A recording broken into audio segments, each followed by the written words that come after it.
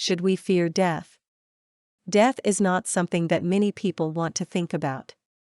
However, death is a part of living a human life. At least, our current level of science and technology acknowledges that death is inevitable.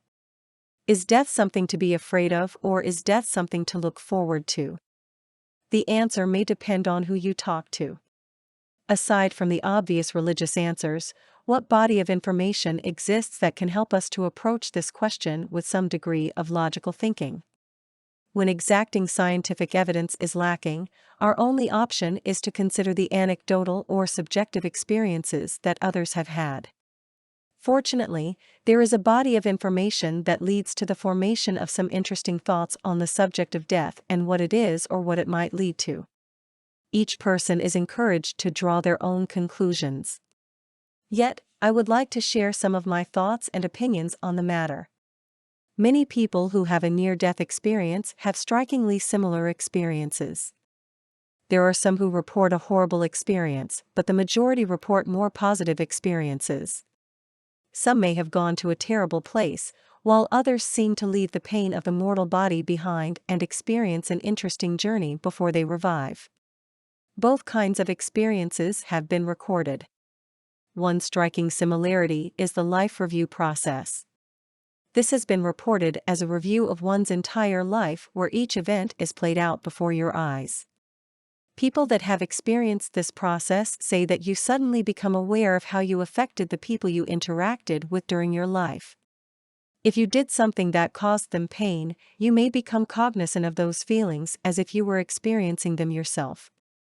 People report that they feel regretful. The experience doesn't just extend to that one person, but the effects are like a ripple in a pond, and you see how that ripple affects multiple people. On the other hand, if you did something good, you experience that as well.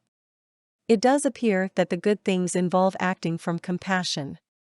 For example, one lady said the most significant act of her entire life occurred when she was a little girl. She cupped a flower in her hand and gave it unconditional love. Others don't experience an in-depth life review, theirs lasts a few seconds and doesn't seem to have much impact. Experiences vary somewhat.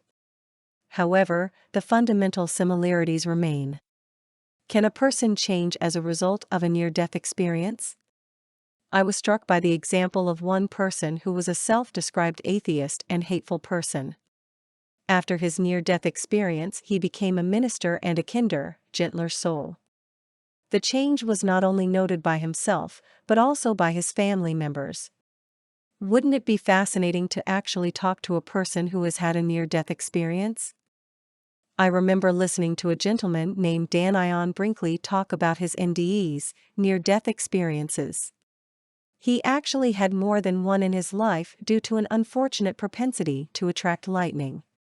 I found his insights to be very interesting. For more content like this, please visit learnforfree.biz. Content produced and distributed by AllSuperInfo. All rights reserved.